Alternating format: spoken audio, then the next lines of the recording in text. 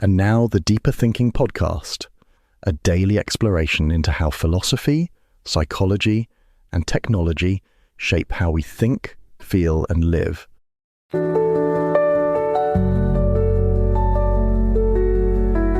Welcome to the Deeper Thinking podcast. What follows is not an essay about diagnosis, but about what becomes possible when you are finally read correctly. It is written for anyone who has lived in systems that misnamed them, mistranslated their clarity, or asked them to prove pain in a language not their own. This is not a story of condition or cure. It is a meditation on misrecognition as epistemic harm, how lives are bent around diagnostic delay, and how diagnosis, when it comes late, functions less as revelation than as narrative restitution. The essay explores what happens when coherence is no longer outsourced to institutional authority, but reclaimed through unmasking, refusal, and sensory truth. It treats neurodivergence not as a deficit to be corrected or a variation to be accommodated, but as a structural signal, revealing the unworkability of the world as it's currently designed. It is not about inclusion, it is about redesign. It is not about resilience, it is about repair, and it asks, without apology or spectacle, what kind of world would never have required diagnosis in the first place? There is no waiting list for a name. What we wait for, sometimes for years, is narrative eligibility, the permission to interpret a life through a grammar that finally makes sense. For those navigating late-diagnosed neurodivergence, the diagnostic encounter is not a sterile moment of medical designation. It is a literary event, not a verdict on what is wrong. It reframes the scattered into the patterned, the punished into the perceptive, the strange into the self-evident. This translation is not metaphor, it is structural. For many, misdiagnosis or no diagnosis has created fractures in memory, trust, and narrative logic. A person learns not to believe themselves. They learn to substitute the institutional record for lived experience. Fatigue becomes laziness, disruption becomes pathology, precision becomes coldness. To receive a diagnosis that accurately reflects one's inner and outer worlds is not a remedy. It is a realignment of authorship. The life that has been ghostwritten by suspicion and confusion becomes writable again by the person living it. And yet diagnosis is not a reward. It is not an identity to acquire or a club to enter. It is a form of architectural truth. This is how your perception moves through time, space, and system. This is the texture of your sensory world. These are the conditions that made you legible to yourself only in fragments. To be diagnosed later in life is not a liberation from struggle, but a clarification of it. It says, the difficulty was not imagined, it was simply misnamed. The burden was not excess, it was translation.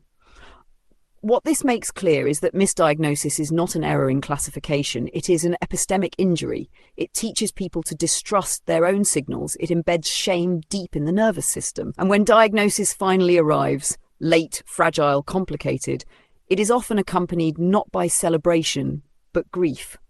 Grief for the years spent adapting to a world that pathologized clarity, that punished difference, that demanded mimicry before it would offer care. The power of diagnosis, then, is not in what it reveals, but in what it disarms. It removes the demand to pass. It suspends the expectation to explain. It allows for speech that does not loop through apology. It permits communication at native frequency. And in doing so, it begins to recover the most radical form of dignity, the right to be interpreted on your own terms, without dilution, performance, or mistranslation. To be interpreted on one's own terms is not a gesture of identity. It is an act of structural refusal, a refusal to let institutions, workplaces, classrooms, or even intimate relationships dictate the validity of internal experience. Diagnosis, in its most ethical form, does not domesticate difference. It legitimizes it without containment. It does not grant you access to normality. It dismantles the demand for it. And in doing so, it moves from being a personal event to a political one. This is especially true when the diagnosis comes after years, sometimes decades, of internalized confusion. People do not arrive seeking answers as much as they arrive seeking belonging. Not belonging in a group, but in a story. They want to live inside a version of their life that no longer requires them to disavow their past. They want to return to the classroom where they were called disruptive, to the job they left from burnout, to the conversation they exited too soon, and narrate it differently, not with regret, with accuracy. But accuracy is not always possible within systems that prize readability over truth. Most diagnostic procedures still require translation into bureaucratic terms, clinical thresholds, standardized tools, observable behaviors. This reduces a life to checkboxes, flattening context, history, and sensory nuance. And those who do not conform to these parameters because they are racialized, nonverbal, multiply disabled, or simply too complex, are often denied access to the very clarity they seek. This is where the diagnostic system fractures. It treats intelligibility as neutrality, when in fact it is cultural. It believes it measures symptoms, but often it measures familiarity. A white, verbal, middle-class individual who can name their experiences in clinical language is far more likely to be heard than someone whose divergence emerges through resistance, silence, or somatic collapse. The diagnostic system, in its current form, is not just late. It is patterned in who it hears and who it pathologizes. And yet people persist. They write blog posts, record TikToks, send long emails to strangers explaining what it feels like to be overwhelmed by texture, to have a nervous system attuned to sound like an open wound. They try to be believed before they break. They try to signal before they disappear. These are not cries for attention. They are acts of epistemic labor. Attempts to translate what cannot be measured, but is felt so acutely that living without a name for it feels like erasure in slow motion. To be diagnosed, then, is not to begin healing. It is to stop hiding, and sometimes that is the greater act. To stop hiding is not simply to step into the light. It is to withdraw energy from the machinery of mimicry. It is to refuse the performance of legibility, to unlearn the reflex that says, soften your language, modulate your face, explain your silence. These are the gestures that exhausted so many neurodivergent people long before they knew the term. The camouflage was not chosen, it was coerced. A survival skill mistaken for personality, an adaptation mistaken for consent. This is why so many speak of the post-diagnostic period not as relief, but as disorientation. When the mask falls away, so too does the scaffolding that once held daily life together. Who am I without performance? What do I enjoy without mimicry? What remains when I stop being comprehensible to others and start becoming coherent to myself? These are not identity questions, they are structural ones. They point not toward essence, but toward the ways in which culture, education, work, and medicine have shaped even the contours of self-perception. And for those who carry racialized, gendered, or otherwise marginalized identities, the stakes of unmasking multiply. For many, the diagnosis comes not just late, but under suspicion. The hypervisible body is read through stereotypes before it is read through empathy. Black neurodivergent children are punished instead of assessed. Autistic girls are praised for their social skills while they quietly unravel. Immigrant families are told it's a language issue, not a neurological one. Diagnosis in these cases does not arrive as validation. It arrives as interruption. It challenges the dominant narrative, not just of the person, but of the systems that failed to see them. And so diagnosis must be more than language. It must be redesign. It must ripple outward from the medical form into the architectural, relational, pedagogical spaces that shape daily life. It must reform the classroom that still equates silence with compliance, the workplace that treats burnout as an HR issue, the healthcare systems that punish ambiguity. Diagnosis is not a conclusion. It is an invitation to rebuild the very environments that made it necessary.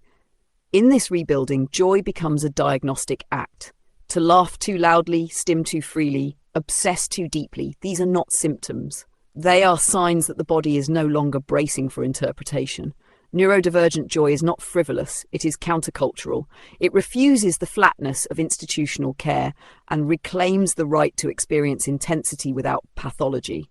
Joy, in this context, is what emerges when difference is no longer punished and coherence no longer costs everything.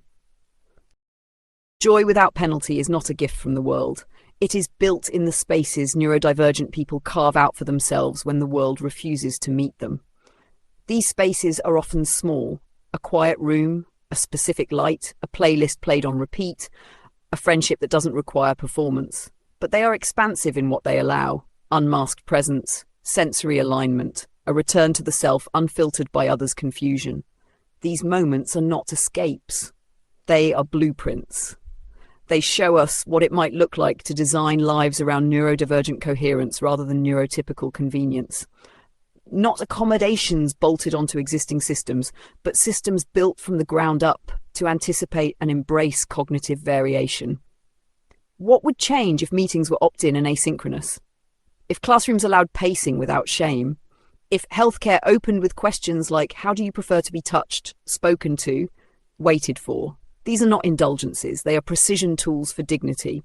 And this is what the current diagnostic system still misunderstands, that it is not naming a deviation, but surfacing a design failure. Most suffering attributed to neurodivergence is not intrinsic, it is engineered.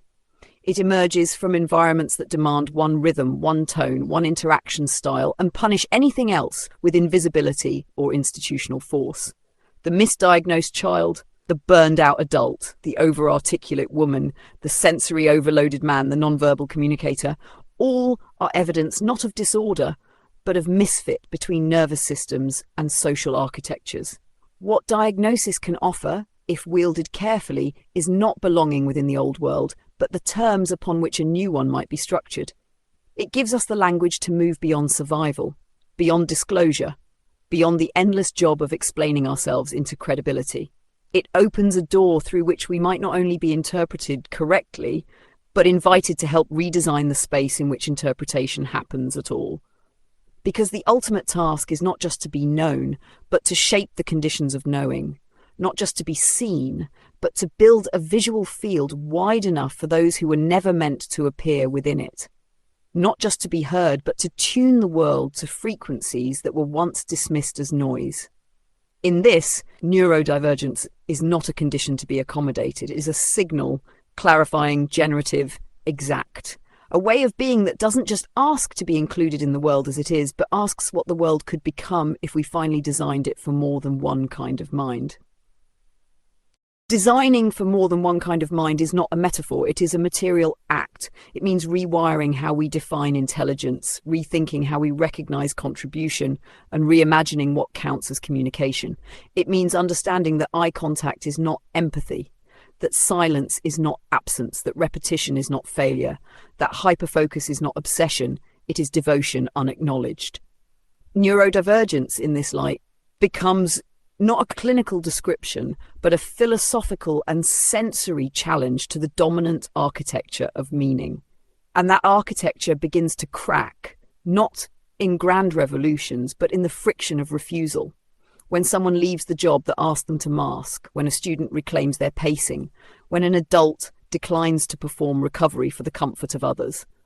When families stop asking how to make their children more palatable and start asking how to make their environments more responsive. These refusals, quiet, patterned, unyielding, become an archive of resistance. They form the narrative spine of a world not yet here, but already under construction. What that world requires most is not more diagnoses. It is more belief. Belief in people before they collapse. Belief in expressions before they become legible to the system. Belief that internal logic matters even when it confuses the majority. Belief that joy, rhythm, stillness, and intensity are not qualities to be managed, but clues to be followed. To follow them is to engage in the work of deep reseeing, of acknowledging that every person who has been called difficult may have been decoding a language no one else noticed, that every shutdown, every withdrawal, every so-called overreaction might have been a perfectly calibrated response to overwhelm. That the diagnostic categories we have built, ADHD, autism, dyspraxia, OCD, are less about conditions than they are about forms of relational mismatch. They name not failure, but difference as yet unread. And so the question becomes, not how do we normalize the divergent, but how do we tune our world to their frequency? How do we make the diagnostic act not the endpoint of suffering, but the beginning of design? How do we turn identification into invitation, an invitation to stop hiding, to stop translating, to stop folding entire lives into legible shapes just to be tolerated? Because a life that must be tolerated is already half erased. What's required now is not more tolerance, not more inclusion, but a radical reshaping of what it means to be intelligible at all.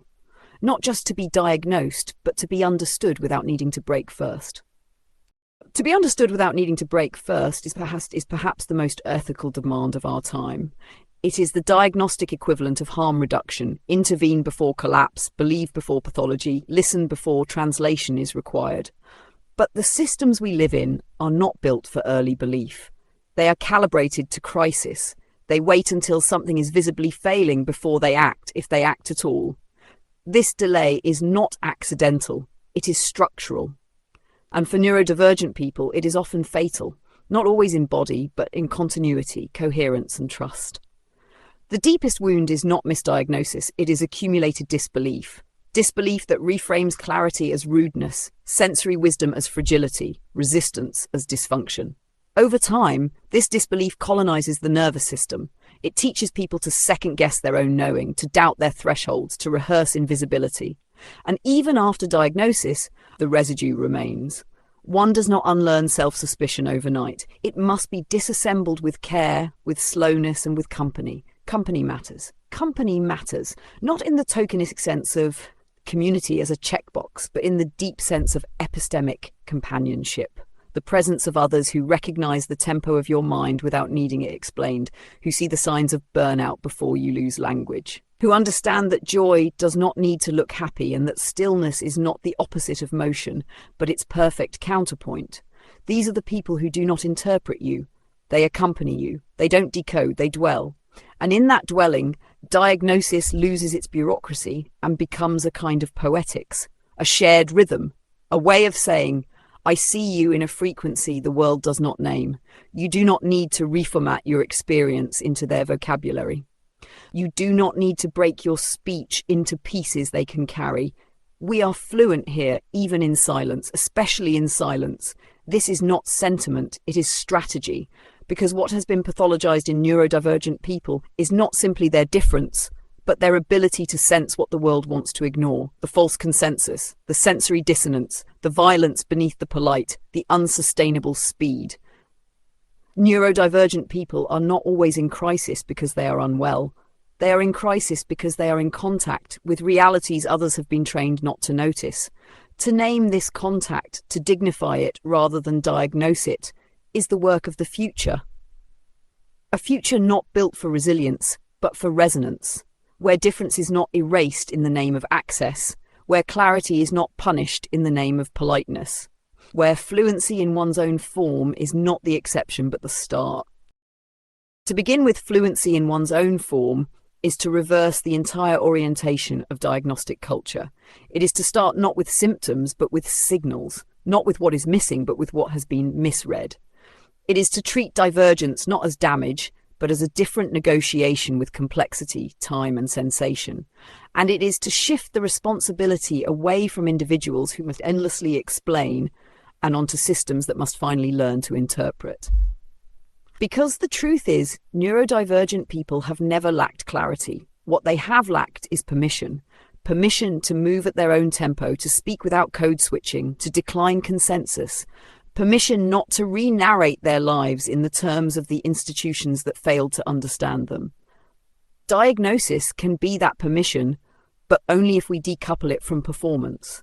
Only if we stop asking people to prove their pain in ways designed by those who have never lived it. The question then is no longer do you meet the criteria, but what kind of world would make this person unnecessary to diagnose at all?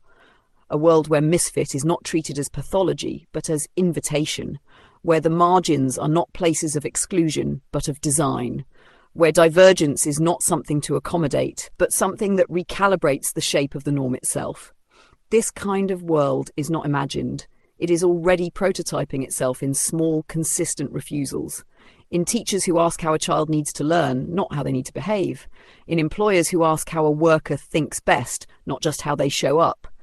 In relationships where stimming is understood as communication, not disruption. These are the architectures of the post-diagnostic future. They don't erase difficulty, they dignify it. They don't cure divergence, they make space for its intelligence. And so the final work of diagnosis is not categorization, it is design. Not accommodation, but transformation. It is the reinvention of shared space so that nobody has to explain their inner logic just to exist. It is the end of legibility as a prerequisite for care.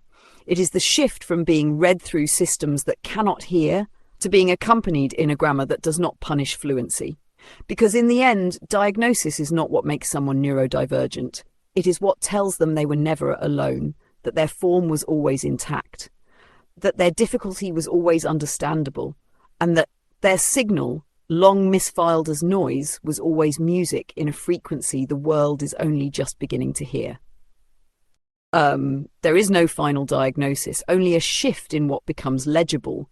And once that shift occurs, once someone's perception is no longer treated as unreliable but as untranscribed, the work begins again, not in the clinic but in the world.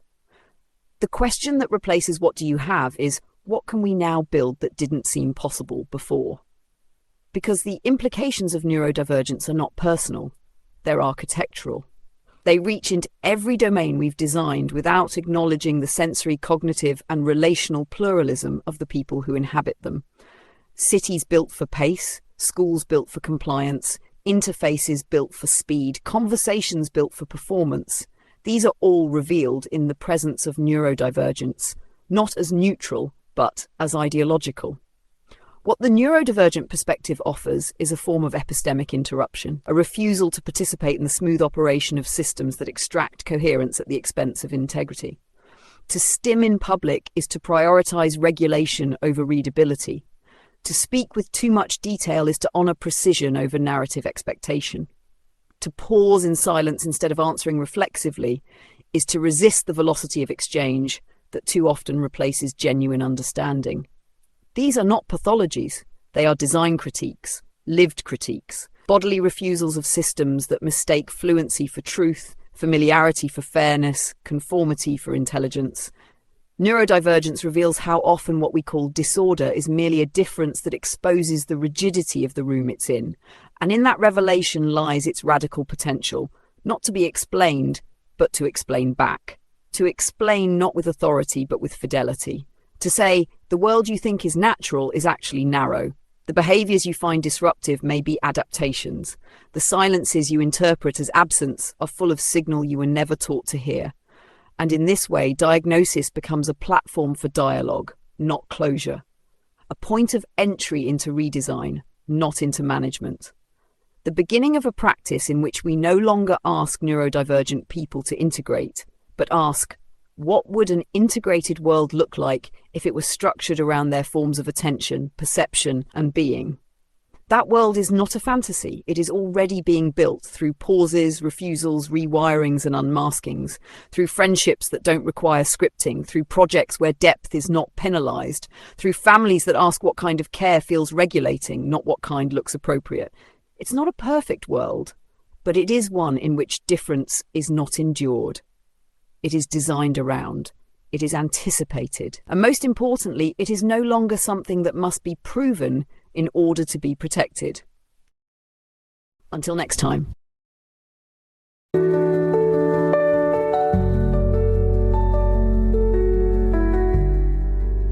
You've been listening to the Deeper Thinking podcast. Today's episode was narrated by Holly, our digital narrator, who helps bring our ideas to life. Thank you for your positive reviews on Apple Podcasts. Your reviews help keep us visible so others can discover and enjoy our content.